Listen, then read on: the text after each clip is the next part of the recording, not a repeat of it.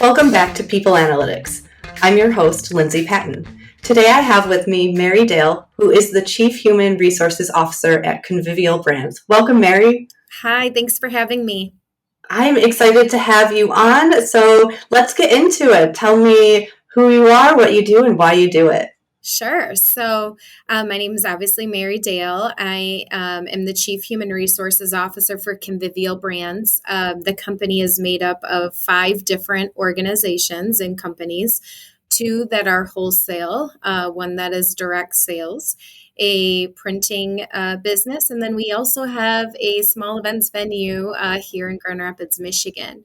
The reason I got into really human resources was exploring my purpose in life and really finding that I wanted to help people and I wanted to make a difference in other people's lives and make sure that they were able to have successful futures regardless of what ethnicity, background, age that they were. And so I found myself in human resources and leadership that I could really make a difference in those lives by the programs, by the cultures that I am able to help support in organizations. And so that's really my passion, which is why I'm in human resources leadership. And what drives me every day is to see the people in the front line that by the little things that I do or that my team does, that we're really able to change lives, both here in the workplace, but at home. So that's kind of my why. That's awesome. And that's really great to hear. That's why, you're on here is because you are people focused. And that's what we love. So tell me about GWC, because that's something that really guides your people management experience, correct? Yes. So when we hire people, they have 2 things that they absolutely have to have. And one is the GWC. So do they get it? Do they want it? And do they have the capacity to do the job? The other side is, do they have our core values and do they subscribe to our core values? And for us within our organization, not only do they have to have both, but our core values trumps the GWC. So in our culture, you can get it and you can want it and you could have the capacity, not the bandwidth, but the knowledge, skills, and ability to do the job. But if you don't subscribe to our core values, you can't be here. And so we created a culture of really high accountability, and we measure individuals on both areas when we look at their success within the organization. So tell me a little bit about those core values. Yeah, so our core values, we have 3, and they're not just the words on a wall, but they're integrated into our entire business and how we do things. And so we actually, a few years ago, with the help of our staff, surveyed them and asked them who we are, because your core values can't be who you want to be, but who you are at your core. And so our CEO had went to a business summit and had come back and asked everybody, who are we and what are our core values? And as he went through the pieces of paper, it screamed really loud, the 3 areas within our organization that were who we are to our employees. And there were some close seconds. From there, we took that information and we put it into a core values speech. And our core values speech is something that isn't necessarily published on a website. It's not something we share with vendors to get them to do business with it, but it's an internal document that we have actually integrated into our organization. It's read at all of our all-staff meetings, our quarterly meetings. It's read during an interview process. It's actually, during the Great Resignation, we actually extended our interview process where everybody else was shortening their process to get people in the door quicker. We actually extended our process, and we read the core values to potential candidates during that last and final interview, and we ask them how they feel about what they've heard, how they either align or don't align. And it's interesting, we've had people cry, we've had Mm, people respond so grateful to have an organization that really not only focuses and has core values, but they're integrated throughout the company's yeah. culture and how we develop our policies, our procedures, how we deal with situations, whether it's conflict or praise. And we also have people that say, you know what? I don't think I can work in an organization that Mm, has that level of accountability. And so it weeds out a lot of individuals that, while they may have the skill sets, they wouldn't fit here and they may not feel mm, comfortable here. And you can only fake having core values or yeah. fitting within an organization for so long. But what we have found is that it's been a great tool within our organization, and it's helped actually increase employee satisfaction and reduce turnover. Awesome. Yeah, so during the pandemic, when most people's turnover was quite high, we were able to maintain a 2% turnover across our organization. And we have W 2 employees at that time in 47 states. We have team members in Wow. all 52, but W 2 employees in 47.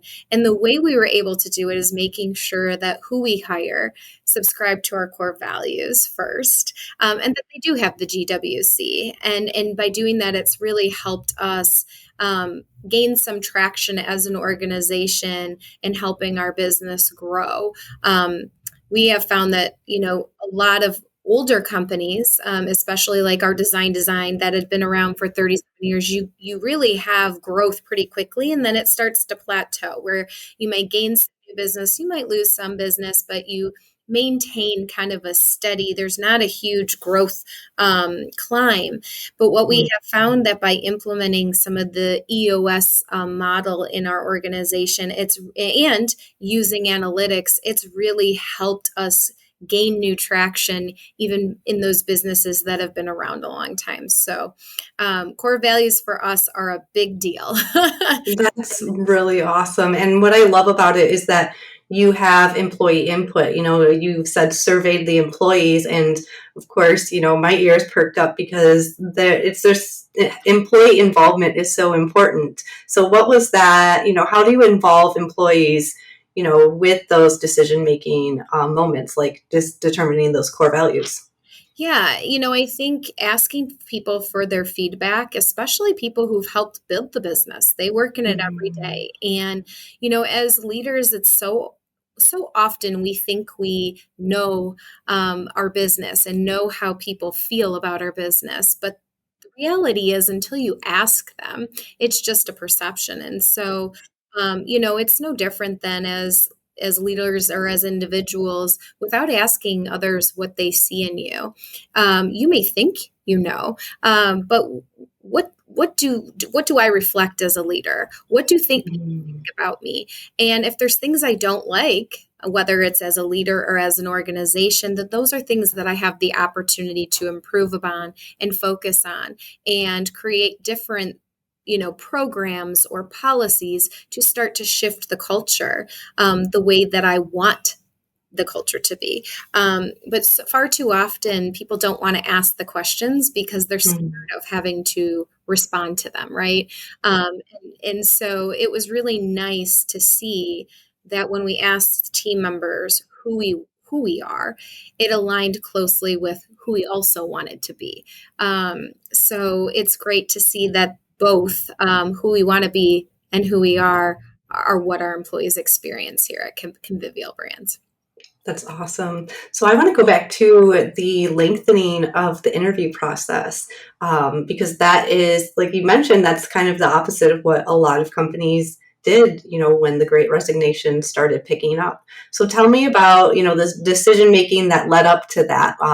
Were you talking with leaders? How did that come to play? Yeah. So, as we went through the process, we invested in a program called EOS, the Entrepreneurial Operating System. Now, it isn't a software. Okay. So, if you think about books like From Good to Great, it starts with why they are really great business books that are motivational, and but they don't tell you how to implement those things in your business. And so when we invested in the EOS model, one of the things was not only having a core value speech, but integrating that into your entire interview process.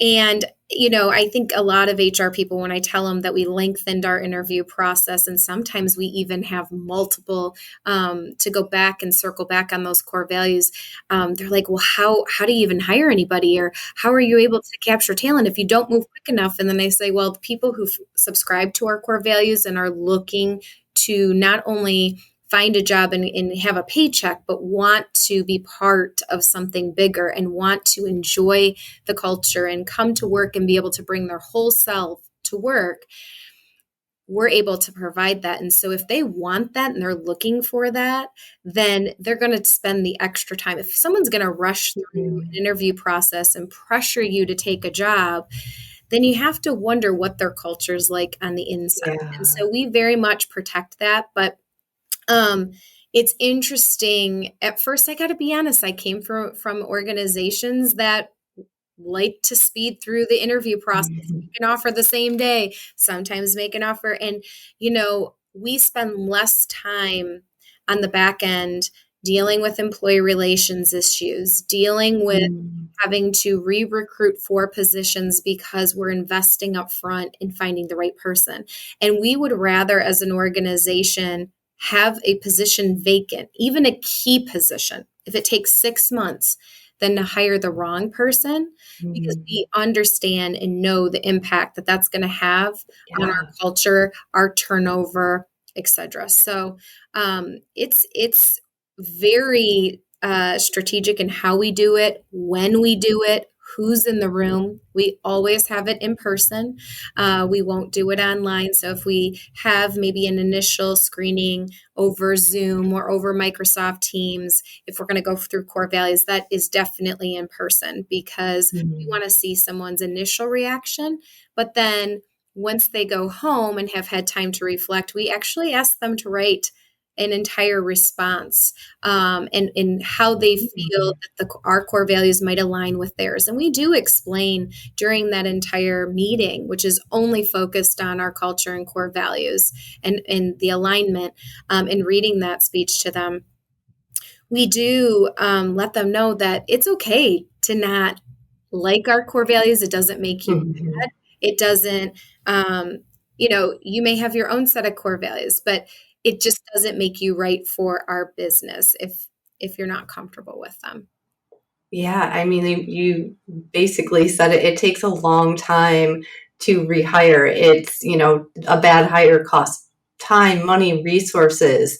So that investment is so valuable upfront. So what have the hires been like, since you implemented that lengthier process? Oh, we've had some fantastic team members who joined our organization. And I would say, going through COVID, having 2 of our business be wholesale, where, we're supplying to retailers that might have slowed down their purchasing, or our merchandisers couldn't go into the stores. And so having to work with a skeleton crew and have people that could elevate and do 2 and 3 people's jobs for a short period of time, but for a time, and not only do it successfully, but to have our organization come out stronger than we were prior to the pandemic, speaks to the quality of people and that core value alignment.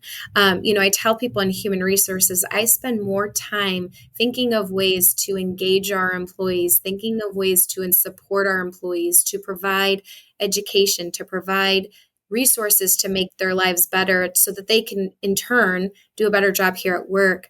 But it reduces the amount of time that we've spent having to have one-on-one conversations that are punitive. I mean, there's always coaching that happens, and there are always people who might sneak through. It's very few and far between the process, but interestingly enough, most of the time when you do hold people accountable and in a high accountability culture, and it's not always punitive, but you have some transparency in how you conduct your meetings, which I'll tell you about in a minute. But when you have that, people who don't subscribe or who tried to fake their way through it end up self-selecting themselves out.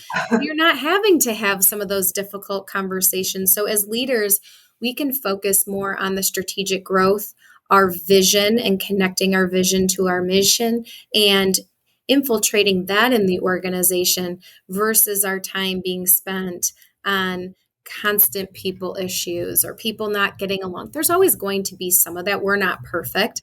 But when you can go back and pull your core values off the wall when there is a conflict and refer back to them, or when someone does something wonderful to say, this is a perfect shining example of how you've exhibited our core values. Great job.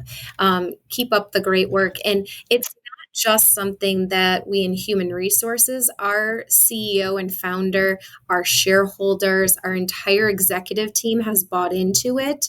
And so it's from the top down. And actually I would say our CEO is the champion. And I think that has really helped, because he's not preaching something that he doesn't Mhm. wholeheartedly believe.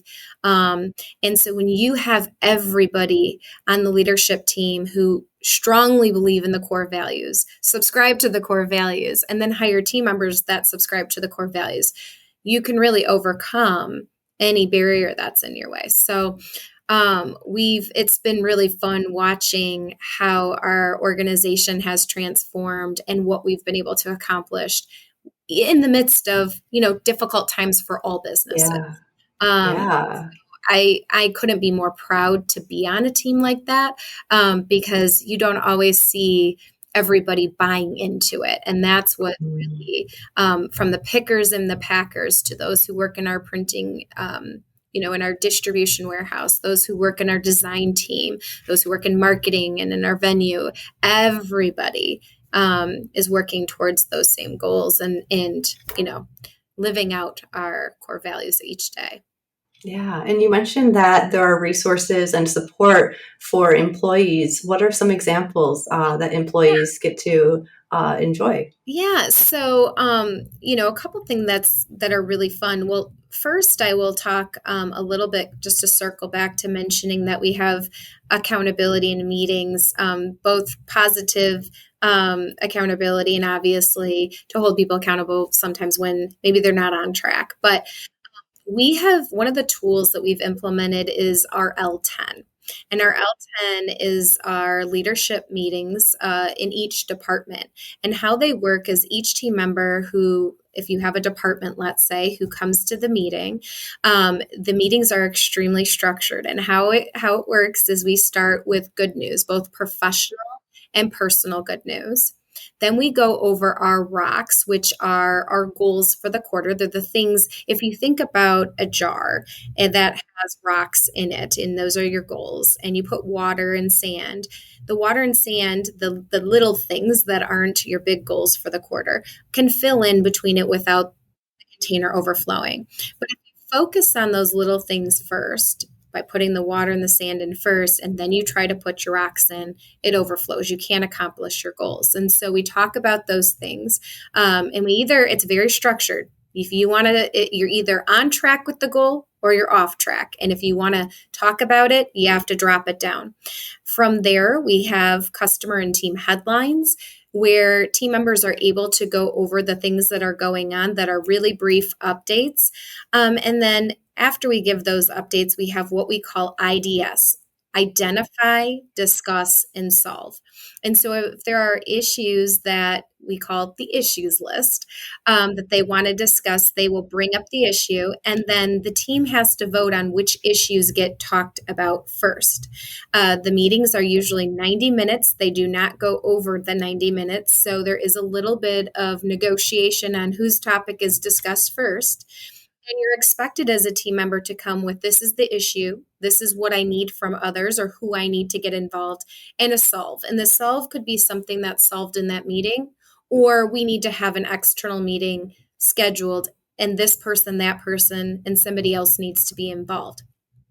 Then we go over the to-dos from the previous week. So those to-dos are like the meetings that had to be had, or the solve And each person has to either say done or not done. So if you as a team member show up to a meeting and you have not done what you said Pressure's on. to do, you now have to explain it in front of all your team members. So when we talk about accountability, I'm telling you, when you have a structured meeting where people aren't just like openly talking and not really accomplishing anything, and you're focused on the important goals, you're able to gain traction.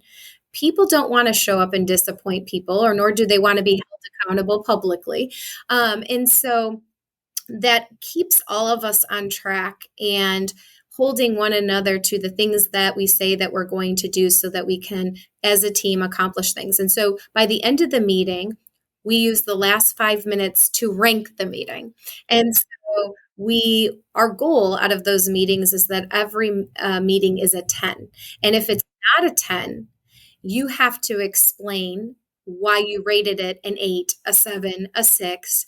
And if it was people weren't on time, or people went down a rabbit hole, or people didn't, we weren't in alignment with our core values, it gives people the opportunity, regardless of the role, to really hold everybody accountable to the standards and the things that we have. In addition to the L10, when we talk about tools or things that we've implemented, we have a robust, I would say, homegrown employee engagement program. And out of our HR department, we handwrite a birthday card for every team member in the Aw. organization. Because we do social expression products, every single team member gets a celebration kit with stuff to celebrate their birthday, journals, candles, fun things to celebrate them. And the goal is to make sure that everybody feels celebrated and they're celebrated in the same way. There are some managers that are really good at, holding, celebrating people, and there's others that, may have never written a note. And so our goal is a leadership team is to make sure everybody gets recognized. If someone has a death, we send them a package to their home, and it could be a love and light candle and maybe a journal or flowers, but something that's very personalized for that person. If we know that their grandpa was a gardener of roses, we might make sure that the card that we send has roses. We might even send them a rose bush to have in their own garden to celebrate that. And so we really take part of our core values is truly understanding the people that work here and really focusing on who they are and what they need to not only be successful, but to continue to feel supported by the organization. We've brought in people through our inclusion program from different socioeconomic backgrounds, or 14-year-olds, 15-year-olds from the local schools whose parents may have never went to college. They don't know what they want to be, and bringing them into a distribution warehouse and letting them learn and work in the areas that they legally can, but to grow in areas whether they have a disability. And what we have found from that is not only do our team members get the fulfillment of being able to help someone else, they're learning from these young people. Not the next generation, a lot of times don't get tapped into. And quite frankly, there's some awesome human beings. They work hard, they show up. I mean, out of the 20, I would say 20 to 21 people we had at our warehouse throughout the last 2 years, many of them came back, and throughout our organization. We saw people rise, we saw people grow. We had people tell us that they were told because of their disability, they'd never be able to hold a job, and they were top performers. So when you think about the things in your organization and you think about inclusion and practicing your core values, people should see it. It shouldn't be something that's on a wall that impresses people or that's on your website. It really has to be in your actions and what people experience in your organization. I think about some of our team members who don't speak English and how they experience our culture and how they're able to take breaks that aren't during the normal times to go and pray, and making sure that they have those private spaces to do that, and not feeling like we've created a situation where they feel different, but they're able to really be their whole self and do a great job without having to ask for some special exception for themselves. So we've really focused a lot of our tools and programming both on accountability, but also on those recognition moments that matter most to people. The things where we find out that somebody had their best month ever. Maybe it's their best May for sales and they live in New York City, and we find out about it, writing them a really nice note and sending them something to celebrate that. I think a lot of times those remote workers sometimes feel like there's no connection back to that corporate office, or do they even know? Does anybody care? And I think that also contributes to building that successful culture and maintaining, top level and top notch employees, because in their darkest moments, we're there to walk alongside them. Yeah. And, I keep thinking about how that culture of accountability, it has to be a safe enough culture where people feel comfortable, speaking up if something's wrong, or taking accountability for their actions, or, standing up with the to-do list. So how else do you create a safe environment for employees? Yeah, I think, by having structure, I think it helps people, nobody's being nasty or calling people out in a inappropriate way, but by saying, okay, this is what you committed to. Is it done or not done? There's nobody attacking. It's the structure of the meeting. We've set up for it to be a safe space for people to say, this is what I need from you. And if you didn't do it, you can expect that meeting, you're going to have to say you didn't do it. And have to. So people have a heads up. They know it's the Mhm. same structure every meeting. You're never going to be blindsided. And so it gives people the opportunity, if they didn't do something, sometimes there's a reason for it. It could be, you know what, I didn't get this done because I'm waiting on somebody else. And so my to do out of this, I thought I could, but so and so, I need your team to get this to me by X date so that I cross this off my list. So it creates more a opportunity for teamwork. It creates a safe space to have honest conversation about what you need from people. And you'd be surprised, as people know what the expectations are, they know what's going to happen in those meetings, people get things done. I don't want to be called out in a meeting, so I for sure make sure my to-do list is done. And if it's not done, I'm going to have a very good reason why it couldn't be done. And our goal is to have 80% of our to-dos each week done, knowing that there are things that do come up, that get in the way, but they can't get in the way each week, because then we won't get our goals or our rocks, our most important, most critical things that if we want the company to move forward and gain traction, done. So I think creating that. And then also, I would say, through our hiring practices, but those engagement practices, is really, building that sense of trust with people. So much so that, when someone has a baby, if it's in a non-traditional way, making sure they're celebrated, having a culture where we actually have a dress for your day culture. We have people who wear shorts. We have people who wear, it's interesting when you really allow people to bring their whole self to work. And I'm not saying if you don't like certain cultures that you can come and be nasty. That does not align with our core values. Mhm. But if you want to come and be who you are without fear of judgment, without fear of, maybe giving an idea and someone attacking you because your idea, we've really created that environment where employees can dream big. They can be themselves. Some come in a suit and some, may come in shorts and jeans and in a Mickey Mouse t-shirt. Now you do have to dress for your day and your audience and who you're going to be around. But the reality is, when you give people room to breathe and room to be honest, like, hey, I had a really rough night last night, and because of our flexible work schedule and a hybrid model here at our office, instead of being here at 7 or 8 like I normally would be, I came in at 8:30 or 9, and nobody has to explain why. They just come in at 8:30 or 9. If they want to leave early because they have a kids function that they want to be at, Our reaction is if you're not there, then you probably don't fit with our culture. And especially as leaders, if we're not modeling the behaviors we sell to our teams or expect from our teams, then they're not going to feel safe. So if I were to tell my team members, it's okay to be flexible, it's okay, go to your child's thing, but I'm missing all of mine. I see that in organizations all the time where people say, oh, yes, we're flexible. We want you to have a life outside. Go ahead, but then they're not doing it themselves. Or we don't want you working at 9 o'clock, 10 o'clock, 1 in the morning, but they're sending emails.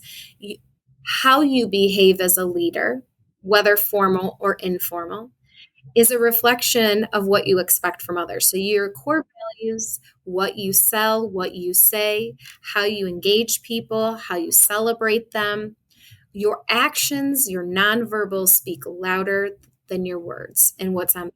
So you want to make sure that to create that safe space, that great culture, that those two are in alignment, that your nonverbals match what you're, verbally saying to people. 100% agree. Mary, this has been an awesome conversation. You have great insight, and I'm really excited for our audience to hear it. So before we sign off, is there something that you would like to add or think that we missed in our conversation? The only thing that I will add is that I think a lot of times people will say, that's great, but that won't work in my organization because maybe I have a leader or I'm not the leader, or I'm not the decision maker. And the reality of it is we are all leaders, both formal or whether it's by title or not. And we have the opportunity to slowly implement things that can change the lives of our team members. And in HR, if you're an HR team member, even if you're a generalist, you can implement some of these things just in your own team. And you'd be surprised that as you start to see the positive changes that take place, other managers want in on it, right? They want to know what you're doing. They want to know how you've started to build this really cool culture and how you've been able to retain people, and what they want that too. And so you'd be surprised as an informal leader how you can change the lives internally. Additionally, I think it's so important to use analytics within your organization. So I share that because far too often people will find out about a sexy idea and say, we got to implement this. But if you don't have a problem to fix, then you shouldn't be focusing your energy on it. And so really understanding the data of where your organization, whether it's you have a turnover issue, a retention issue, maybe the issue is you're not an inclusive workforce. And even within that, maybe you're focusing on race, and race isn't the issue, but age is, or maybe it's a socioeconomic issue. Maybe there's disparity amongst individuals of different backgrounds. Using data to drive your decisions before you implement these types of programs is, I would say, very critical to make sure that you're tackling real issues and solving real problems to help your company gain traction and take it to the next level. So true. So if people want to get to know you, what's the best way they can connect with you? Yeah. Best way to connect with me is on LinkedIn. I spend a lot of time on LinkedIn, and I do respond to people. So if they want to connect, they have questions about EOS, they have questions about culture, or what we've done, or want some more details about how to implement it in their own organizations, they can find me, Mary Dale, at Convivial Brands, Chief Human Resources on LinkedIn. Amazing. Well, if you or anyone you know is like Mary and wants to improve the lives of employees, reach out. My email is lindsay@staffgeek.com. Thank you for listening to StaffGeek's People Analytics Podcast. I'm your host, Lindsay Patton, and I'm always looking to interview leaders who put people first. If you or someone you know lead with a people-first mindset, please email me at lindsay@staffgeek.com. That's LINDSAY@staffgeek.com. If you want to take things a step deeper and understand your organization's true culture DNA, I encourage you to take StaffGeek's free culture assessment. Just head to staffgeek.com and click the button that says Free Culture Assessment. Thanks again for listening.